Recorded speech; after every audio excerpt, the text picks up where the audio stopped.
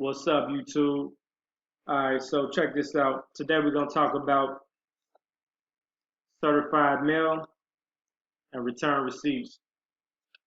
Now, this little magical green card, I know a lot of people are fascinated by, especially going through the initial process to become secure parties, sending in the paperwork and stuff like that. So we get excited when we see these green cards, and we should get excited. But most importantly, we should really understand why these are used. Now,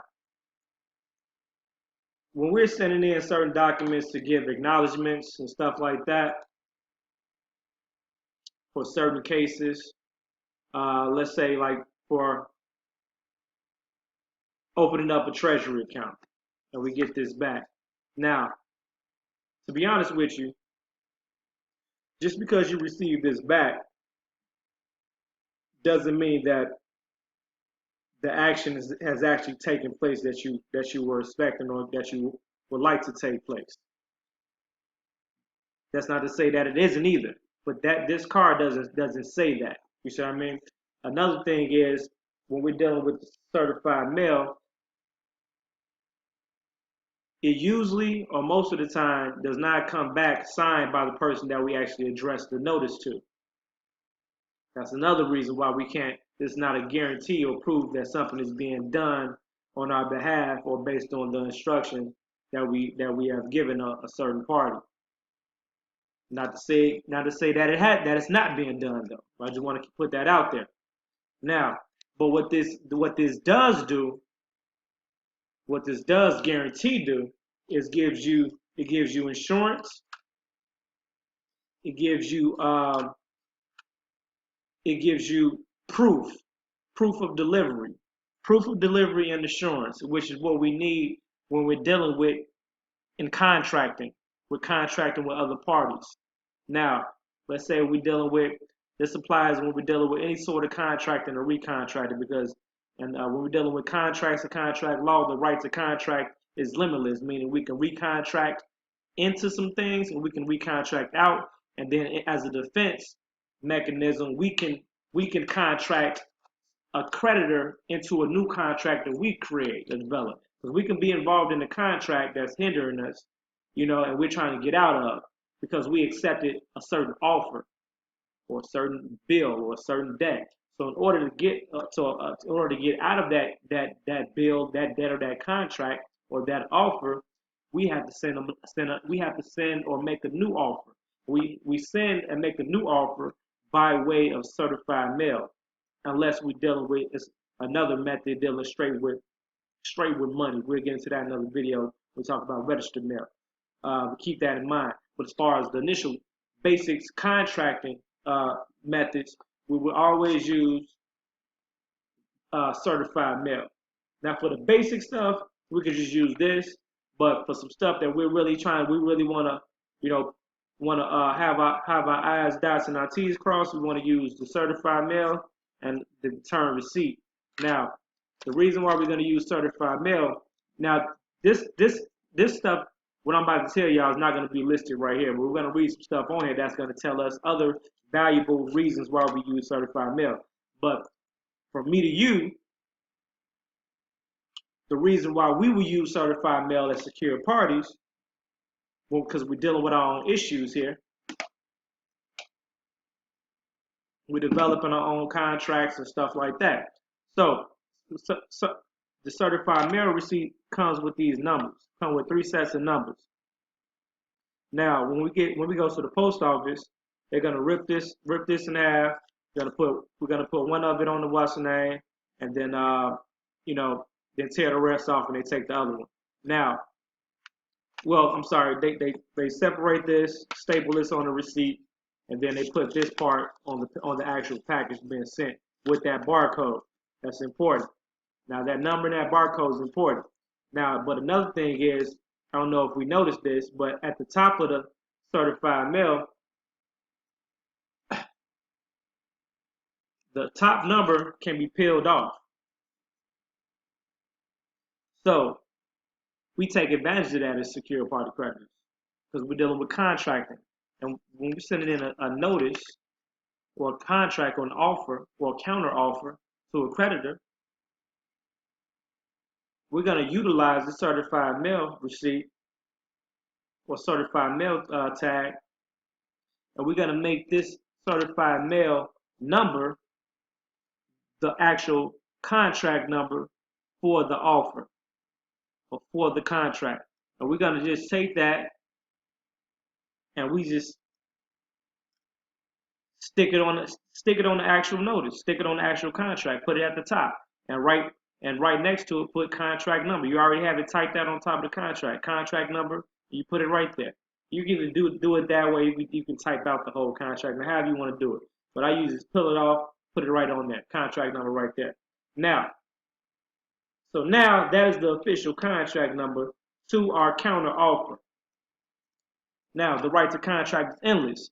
So you think, okay, so how are we gonna contract these? How are we gonna get these people to contract? All this other shit. Well, think about it. Think about the same way. How did they get you to contract? How are you binded by their contract right now? Well, by way of signature. Somehow they got you to sign and you agreed. So you signed for it, right? Exactly. So we use the same thing on them, except we can't do it the traditional way that they did it on us. We can't go up to the company and be like, with our contract, with our counter offer or whatever, like, yeah, man, I wanna do this and I wanna discharge this debt. I wanna blase blah blase blah. Yeah, here go my offer. And be like, man, get the fuck out of here. You know what I'm saying? Or I'm gonna need you to sign right here. Unless you go up there with a loaded gun to their head, it's probably not gonna happen. So we have to be strategic with our methods and our movements and our processes.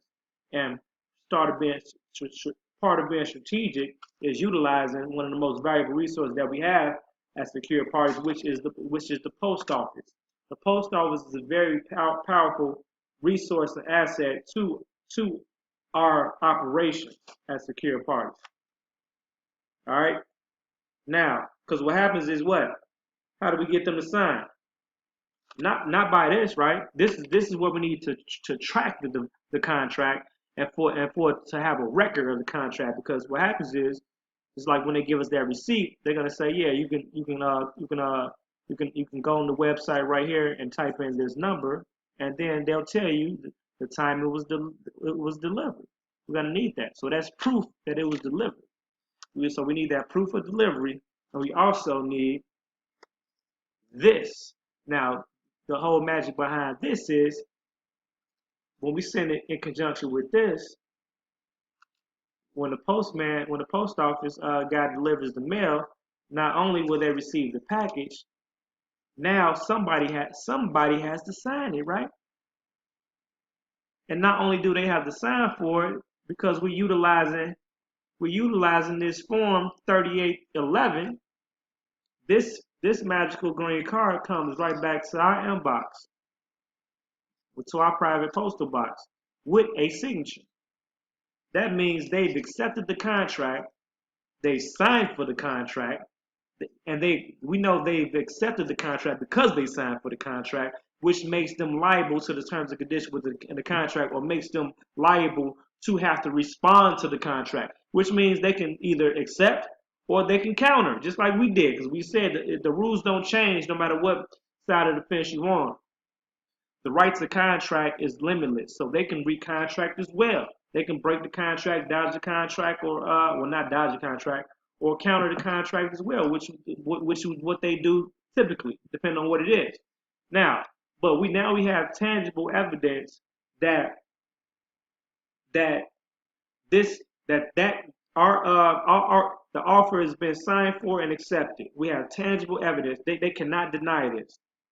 They cannot deny it. Received by and signed. See what I mean? They cannot deny this. All right. Now let's go down. And we take advantage of that, because certain situations we might have to go 2 rounds, 3 rounds, and sometimes even 4 rounds to finally defeat the opponent in the contracting war. You know what I'm saying? So we're gonna need those receipts, those the proof of acceptance notices, which are these.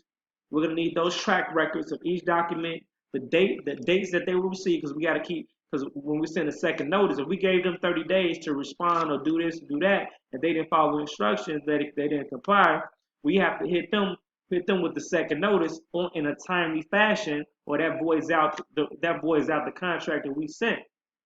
If the next notice we give them 15 days, on that we got to mark on our calendar we didn't get a response by that day.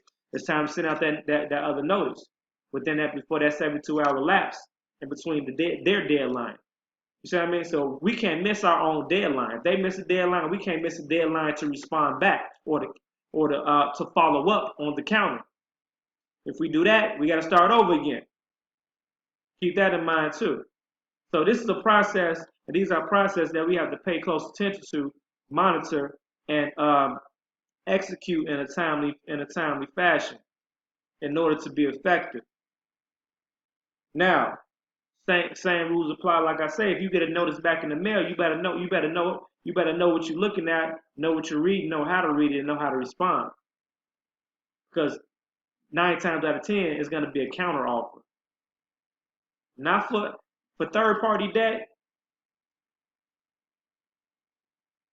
10 times more easier to disappear, to evaporate. But when we're dealing with especially first-party creditors and stuff like that, first placement debt, plan on going the whole 3 to 4 rounds. Let me see.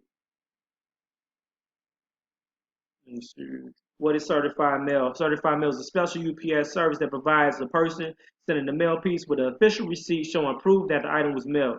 When the mail piece is delivered, the mail carrier requires a signature from the recipient. The signature is stored in the UPS database for a period of 2 years. So we got 2 years to prove that we can go back to, all right, that we can use for our benefit and challenge. Customers can also add a return receipt service, electronic or physical, to their certified mail piece that will deliver a copy to the recipient's signature to the sender. The electronic return receipt option shows the recipient's signature via email. The physical return receipt option is a postcard mailed to the sender that contains the actual recipient's signature. I need that. I need that actual signature. I need your blood, sweat, and tears on that card, providing the proof that the mailer was delivered or that the delivery attempt was made. All right. Now, they do have a right to not sign for that stuff and not accept the package, though. I've had situations where they know it's me, they don't accept it, so I had to hit them another way. So keep that in mind too. Now, certified mail costs. That varies. How long it takes to certify? All right. Common uses of certified mail. Time-sensitive communications with debtor or creditors. All right. Time-sensitive communication with debtors or creditors. What a fucking coincidence, right? All right. Bank documents. Tax returns, health records, personal records, important compliance documents. Compliance. Okay. We need them to comply. Look, refer back to the Black's Law Dictionary. Why? And you'll understand why when we executing these challenges and counter offers. When we call to check the status, our account has been moved. It's been observed by the compliance department. Yeah, because the regular people can't deal with it no more. Once your shit hit the compliance department, within a few days time or a short period of time, you could damn near bet that account is about to be removed from their system. Want to know why? Let's see. Because obviously I be talking out my ass.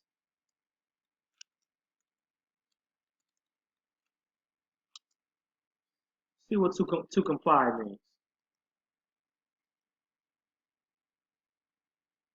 To comply.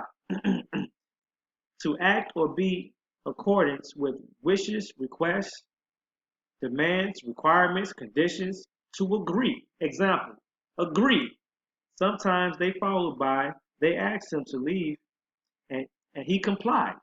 They asked him to leave and he complied. That means he did it. He followed he followed the instruction. He has complied with the requirements. All right? So that goes ahead and proves that there, because so we understand the terminology. If we understand terminology better, we can better understand what we're doing, why we're doing it, and what to do and when to do it. To comply, you might call back, and you haven't given them.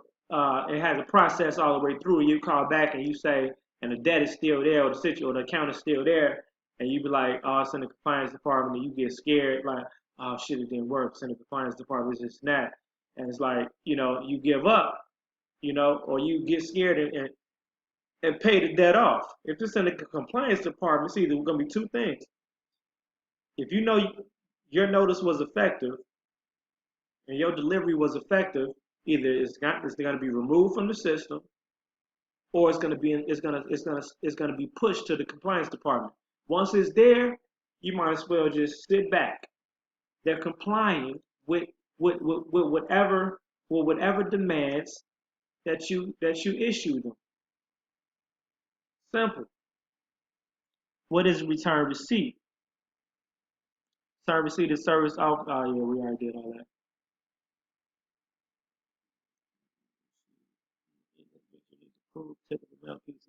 Yeah, in the event that you need to prove that a particular mail piece has been delivered to you, you can use a return receipt to help prove the date your mail piece reaches its destination. UPS says, I'll just repeat itself again. Blah, blah. Yeah, man, that's that, man. That's that. I think that's basically the basics of understanding on how to use these tools. Yep. So we're gonna get into in the next video. We're gonna go into